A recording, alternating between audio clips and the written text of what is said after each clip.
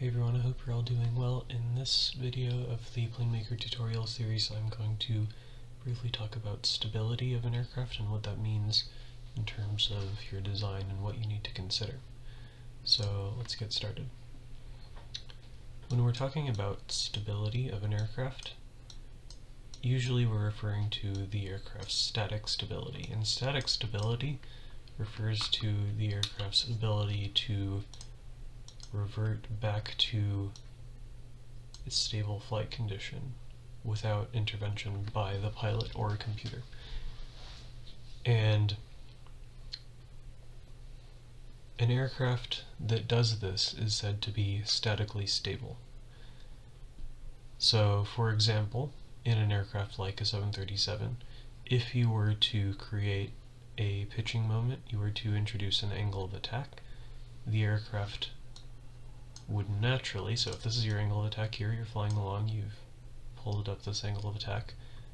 If once you release the controls without any intervention from a computer or you, the aircraft will naturally revert back to an equilibrium state.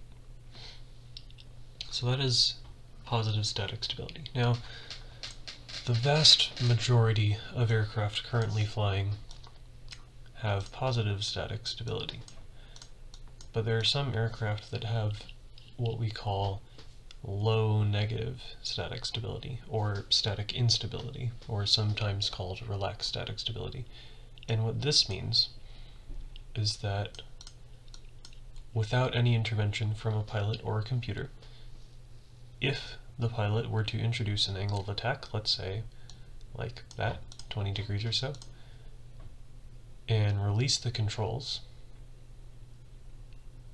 and did not intervene or tell a computer to intervene, then the aircraft would just keep on increasing its angle of attack because it is not stable enough to return to an equilibrium condition. And obviously this isn't a super good thing, because above a certain angle of attack you're just going to lose all your lift, and then suddenly your multi-million-dollar aircraft becomes a multi-million-dollar brick, and that's no fun. So before we talk about what to do about having low stability, let's talk about what causes stability. So I'm going to go back to my 737 here.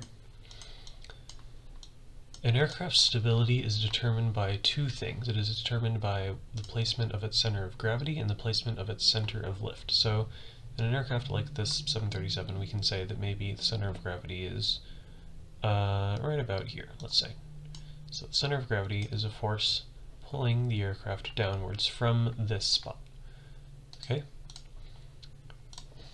The other thing that we need to consider is the placement of the aircraft's center of lift.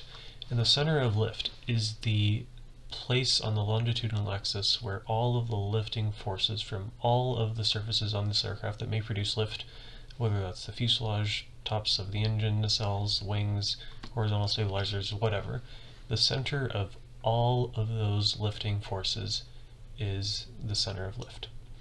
And on an aircraft like a 737, it's going to be maybe around there somewhere, I'm going to say. And now, what this means is that when you create angle of attack, you increase your lift force. The center of gravity will counteract that upwards pitching moment and pull the nose of the aircraft back down. Aircraft that do this are statically stable. So static stability means without any intervention, the center of gravity will counteract the lift force and pull the aircraft back down to equilibrium, or more or less equilibrium. So that is positive static stability. Next we have negative static stability. Now, very few aircraft have high negative stability, just because they would be impossible to control even by a computer. So the few aircraft that do have either very, very low positive or slightly negative stability, like this Su-27 flanker, will behave kind of in the opposite manner that the 737 did. So, and this is just for example, I'm not exactly sure where or what the margin of stability is for this aircraft, but let's say our center of lift is here. We have a blended wing with the fuselage, so we got a lot of lift from kind of over here, and we have a massive wing and a lot of weight towards the back of the aircraft, so we can say that our center of gravity is there, let's say. And this is not to scale, this is just a rough estimate, so keep that in mind. Now, when the pilot introduces angle of attack in this aircraft without any intervention from the computer, as angle of attack increases, lift obviously increases. We know this from the lift equation.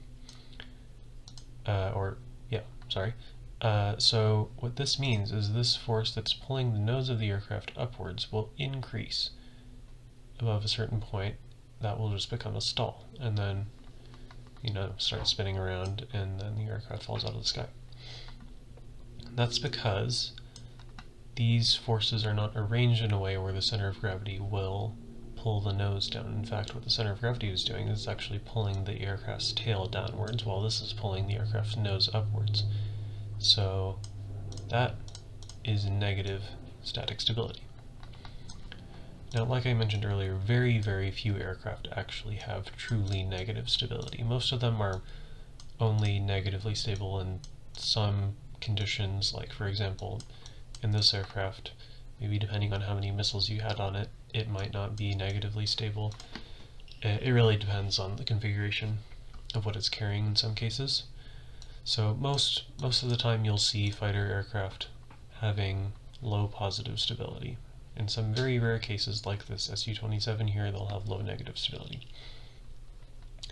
And that is, you might think at first, hey, that's really bad. We don't want that because our aircraft will be difficult to control. Well, these days we can have flight control computers that interpret what the pilot wants the aircraft to do and kind of reinterpret it in terms of what the aircraft can do and what it will do based on a direct control surface movement as according to what the pilot has inputted. So if the pilot were to yank all the way back on the stick in an Su-27, the flight control computer would think, okay, this pilot wants to create some angle of attack, make the aircraft turn, but the pilot probably doesn't want the aircraft to start spinning out of control and maybe snapping the wings off in the process. So what that computer will do is it'll move the flight controls to counteract the upwards pitching moment, but not so much that it reverts back to equilibrium, but rather it maintains whatever state the pilot wants. And what that ends up doing is puts a limit on the angle of attack that the aircraft can fly at. So I believe in this case for the Su-27 it's about 27, 26 degrees. Same is true of the F-16, which is also designed to have very low stability.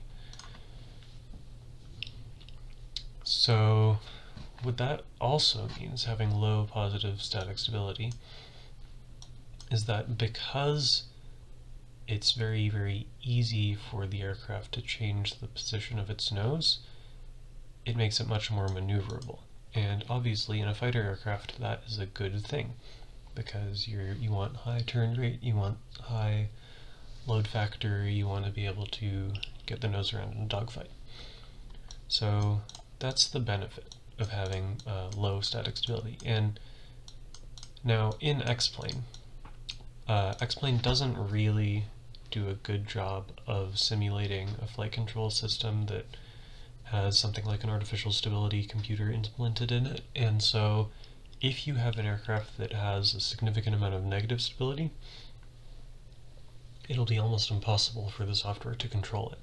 So for that reason, I recommend that you try to have a positively stable aircraft, and the way you can test that is by seeing how it behaves in level flight. So what you're going to want to do is pull up your angle of attack indicator either on the cockpit data view or on your heads-up display, and then just make some control inputs and pitch and see what happens. So if you pitch upwards like this and the aircraft kind of stays there but sort of gradually starts to fall back down to low angles of attack, then that means you have a low positive stability configuration.